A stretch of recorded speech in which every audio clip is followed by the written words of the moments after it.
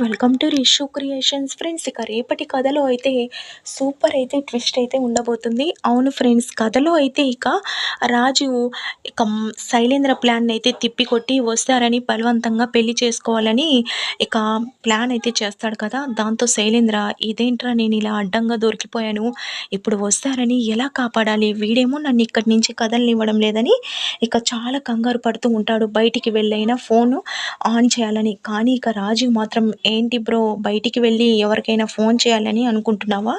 అయినా నువ్వేం ప్లాన్ చేసావో నాకు తెలియదు, కానీ మొదటి నుంచి నా ప్లాన్ మాత్రం ఇదే.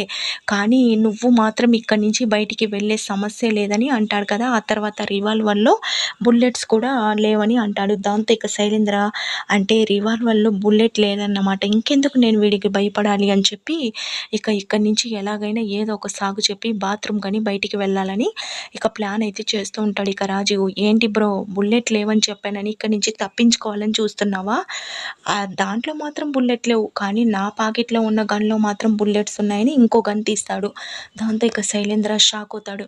ఇక వస్తారా వీడి నుంచి ఎలా తప్పించుకోవాలని చాలా బాధపడుతూ ఉంటుంది. ఇక మరోపక్క మహేంద్రతో అనుపమ వాళ్ళు వెళ్ళి ఇంతసేపు అయింది, ఒక్క ఫోన్ కాల్ కూడా లేదు. మహేంద్ర, నువ్వేదో ప్లాన్ చేశానన్నావు అని అంటుండడంతో, నేను శైలేంద్ర ఫోన్ని ట్రాప్ చేశానని అంటాడు. ఇక ఫోన్ ఆన్ చేయడంతో శైలేంద్ర ఫోన్ స్విచ్ ఆఫ్ అయ్యి అసలు లొకేషన్ కూడా చూపించదు. దాంతో ఇక మహేంద్ర కంగారు పడుతూ, ఇదేంటి వీడి ఫోన్ స్విచ్ ఆఫ్ అని వస్తుంది, లొకేషన్ కూడా చూపించడం లేదు.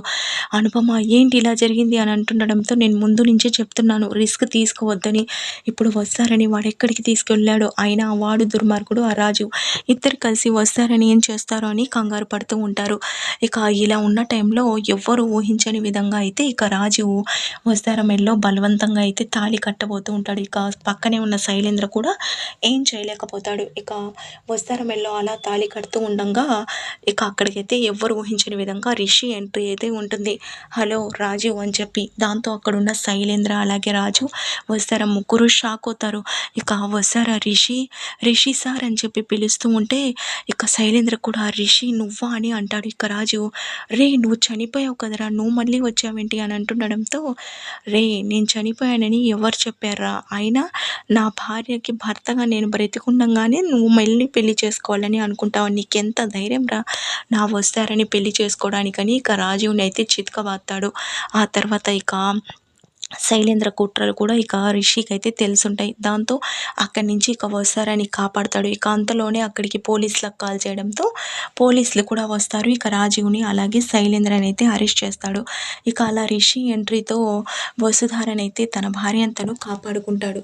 ఫ్రెండ్స్, ఇలా రిషి ఎంట్రీ ఉంటుందని అందరైతే అనుకుంటున్నారు. నిజంగానే ఇలా రిషి ఎంట్రీ ఉంటే కథ మాత్రం సూపర్గా ఉంటుంది ఫ్రెండ్స్. ప్లీజ్ రిషి రావాలని మనం కూడా కోరుకుందాం. ఇక ఈ సీన్ ఇలా ఉంటే సూపర్గా అయితే ఉంటుంది. ప్లీజ్ ఫ్రెండ్స్, మీకు కనుక ఈ వీడియో నచ్చినట్లయితే లైక్ చేయండి. Thank you for watching.